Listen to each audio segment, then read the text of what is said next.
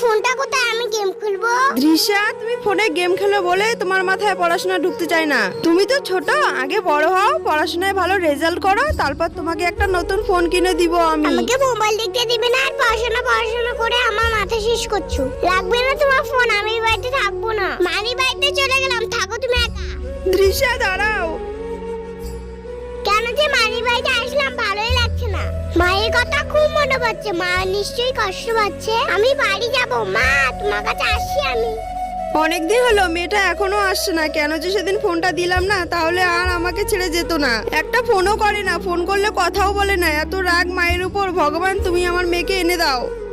মা আমি এসেছি তোমার কাছে, তোমার কথা খুব মনে পড়ছিল আমার। তুমি আমার ভালোর জন্যই সব কথা বলা, আমি বুঝতেই চাই না।